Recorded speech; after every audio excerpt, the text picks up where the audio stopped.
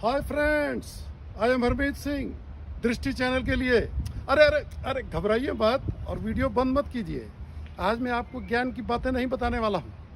अरे ये ज्ञान बघार बघार के तो मैं भी बहुत बोर हो गया हूँ और हमको मालूम है कि आप लोगों को भी बहुत चाट चुका हूँ। तो इसलिए आज मैं ज्ञान की बात बिल्कुल नहीं करूँगा। और आज ना मैं आपसे अपनी कुछ और प्रतिभाओं के बारे में बताना चाहता हूँ, जिक्र करना चाहता हूँ। देखिए, घमंड नहीं करता हूँ, लेकिन बचपन से ही ना बहुत मल्टी टैलेंटेड पर्सनालिटी हूँ।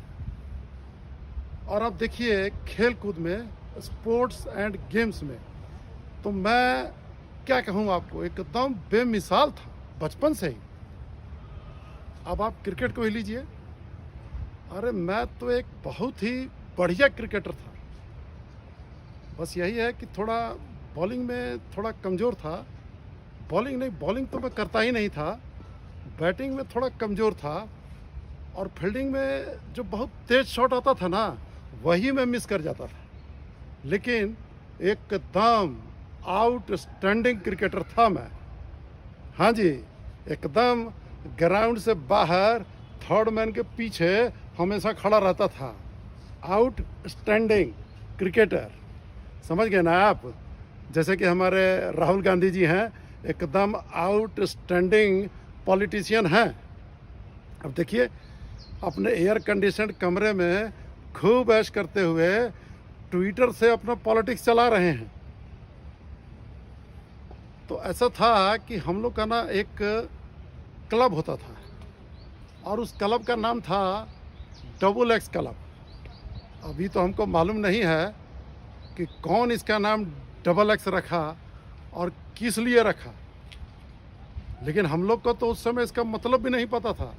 अरे वो साला ट्रिपल एक्स क्लब भी रख देता ना, तब भी हमको कुछ पता नहीं चलने वाला था। और अब देखिए, उस डबल एक्स क्लब में बहुत बड़ा खासियत था। और वो खासियत ये था कि हम लोग 4 भाई थे और 4 भाई हैं। तो हम लोग चारों जो थे ना, उसमें खेला करते थे। तो समझ लीजिए कि आधा टीम जो है वो तो अपने घर का ही होता था, और जो मेरे बाकी तीनों भाई थे ना, वो तो एक रेगुलर और आम किस्म के क्रिकेटर थे। और मैं था बिल्कुल खास किस्म का cricketer, fill in the blank cricketer. हाँ, समझे नहीं आप? अरे फिल इन द ब्लैंक यानी कि जिस दिन हमारे क्लब में पूरे 11 प्लेयर नहीं इकट्ठे होते थे, 10 ही होते थे, तो मेरे को ले लिया जाता था ब्लैंक को फिल करने के लिए।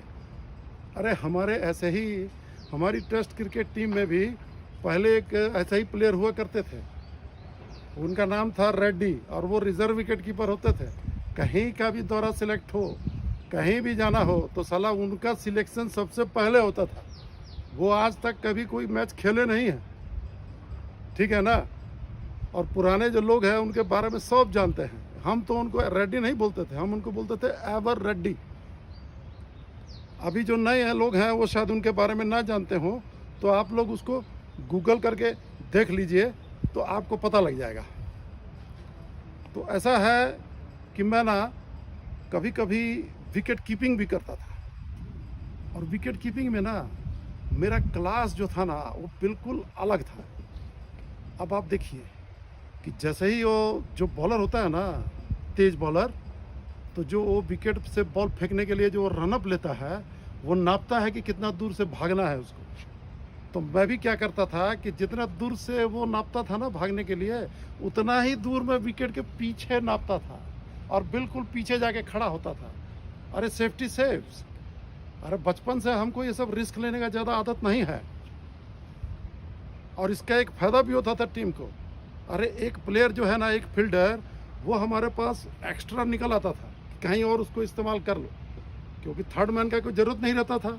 अरे थर्ड मैन की जगह पे तो मैं विकेट कीपिंग करता था। और आपको बॉलिंग के बारे में क्या बताऊं। बॉलिंग तो मैंने कोशिश किया, भाई हाथ घुमाने का बहुत मुश्किल से घूमता था और मैं बॉल फेंक भी देता था, लेकिन वो साला विकेट की तरफ कभी नहीं जाता था, कभी इधर कभी उधर। और अगर कभी विकेट की तरफ चला भी जाए तो साला इतना स्लो होता था कि बहुत मुश्किल से विकेट तक पहुंचता था। तो फिर मैंने तो साला बॉलिंग में पंगा लेना ही छोड़ दिया कि क्यों पंगा लिया जाए इसमें। और जब कोई रेगुलर विकेट कीपर होता था और मेरे को कहीं और फील्डिंग करवाना होता था, तो मेरे कैप्टन के लिए तो बहुत ही टेढ़ा खीर होता था कि अब मेरे को कहाँ खड़ा करें। बाउंड्री पर तो खड़ा कर नहीं सकता था क्योंकि तब तो चौका साला निश्चित था। और दूसरा बात था कि हमारा जो थ्रो था ना वो बहुत सटीक था, वो लेकिन ज़रा साला स्लो था, वो 4-5 बार टप्पा खाने के बाद बॉल पहुंचती थी। तो इसीलिए वो जो कैप्टन है ना वो ऐसा जगह ढूंढता था जहां पर कि साला बॉल आने का सबसे कम संभावना हो, तो फिर मेरे को वहीं पर खड़ा कर दिया जाता था। लेकिन जब मैच शुरू होता था तो हमारे कैप्टन का जो स्ट्रेटेजी था ना वो तो साला बिल्कुल फेल हो जाता था, क्योंकि जो अपोनेंट टीम के बैट्समैन थे उनको तो मालूम था कि साला सबसे बड़ा गड्ढा तो मैं ही हूँ, तो वो साले जितने शॉट खेलते थे वो सब मेरी ही तरफ खेलते थे। तो ऐसा नहीं है कि मैं सारे ही छोड़ देता था, अरे कोई कोई मैं पकड़ भी लेता था। अब आपको क्या बताऊं, बैटिंग आहा, बैटिंग तो हमारा एक बिल्कुल टॉप क्लास का था, बिल्कुल माशाअल्लाह था। और मेरा इतना फैन फॉलोइंग था कि जब मैं पहला रन लेता था ना तो स्टेडियम में जितना ताली बजता था ना उतना ताली तो दूसरों लोगों के हाफ सेंचुरी या फुल सेंचुरी पे भी नहीं बजता था। काहे कि साला हमारा खाता ही ना कभी कभार खुलता था। और आपको एक बार क्या बताएं कि एक बार तो हमारी टीम ने हमको कंधे पर बिठाया और पूरा स्टेडियम में हमको घुमाया। काहे कि उस दिन हम पूरा डबल फिगर में रन बनाए थे पूरा 11। और एक बार का बात बताएं, आपको तो साला यकीन नहीं होगा कि हम गए थे ओपनिंग करने के लिए, समझ गए ना। और जब हम सारी टीम जो है वो आउट होते चली गई और हम लास्ट तक नॉट आउट रहे और हम नॉट आउट ही वापस आए, मतलब कि बैट को पूरा हम साला कैरी कर गए। हाँ, अब ये बात दूसरा है कि उस दिन साला जो हमारा टीम था ना वो साला 3 रन पे ही ऑल आउट हो गया था, और जिसमें से 2 रन जो है ना वो नो बॉल का था। अब आपको लग रहा हो ये मजाक, अरे ये मजाक नहीं है, ये बिल्कुल सही में मैच हुआ था हम लोग का स्टेडियम में। और हम लोग के खिलाफ एक रणजी ट्रॉफी की टीम थी और बहुत उसमें फेमस प्लेयर खेल रहे थे। तो उन्होंने पहले बैटिंग किया, हमने बहुत कड़ा संघर्ष किया और उनको 165 रन पे ही रोक दिया, बिल्कुल समेट दिया। अब ये तो थोड़ा सा बैटिंग में हम लोगों से चूक हो गया, तो आप ये समझो कि सिर्फ 162 रन से हम लोग हार गए। अब अपनी टीम में ना हम ही एक ऐसा प्लेयर थे जिसको कि अपोनेंट टीम के जो प्लेयर थे ना वो भी बहुत पसंद करते थे। जब मैं ग्राउंड में उतरता था ना तो साला अपोनेंट टीम के प्लेयर और उनके फैंस तो बहुत ताली बजाते थे। क्यों? क्योंकि उनको पता था कि अब आज मैं आ गया हूँ खेलने के लिए, तो उनकी जीत तो बिल्कुल निश्चित हो गई है। क्योंकि मेरा था कि 30-40 रन तो मैंने अपनी नायाब फील्डिंग से उनको तोहफा दे देना था, और कई बार तो 3-4 को मैं रन आउट भी करवा देता था। अब रन आउट का तो ऐसा था ना कि बचपन से ही अपना जो एम है ना, मेरा जो सोच है वो साला बहुत ऊंचा है। मैं हमेशा ऊंचा सोचता हूँ, छोटा बात पे ध्यान नहीं देता हूँ। तो क्या होता था कि जब रन लेने का पूरा गुंजाइश होता था तो मेरे अंदर साला मोटिवेशन ही नहीं होता था दौड़ने का, तो मैं दौड़ता नहीं था और वो दूसरा प्लेयर दौड़ जाता था तो वो रन आउट हो जाता था। और जब वहाँ पे रन लेने का कोई गुंजाइश नहीं हो, जहाँ पे आप बिल्कुल रन नहीं ले सकते हैं, वहीं पे मैं रन लेने की कोशिश करता था, क्योंकि सोच मेरी ऊंची थी। और साला क्या होता था उसमें, या रन आउट हो जाता था या कर देता था। तो इसीलिए मेरा ये सब खूबी के चलते ना कई बार मेरा टीम ये चाहता था कि साला 11 के बजाय 10 से खेल लो, वही बढ़िया है। लेकिन जो अंपायर होता था ना वो साला अलाउ नहीं करता था। वो अलाउ इसलिए नहीं करता था क्योंकि उसको साला चाय जलेबी समोसा अपोनेंट टीम का आदमी खिला देता था।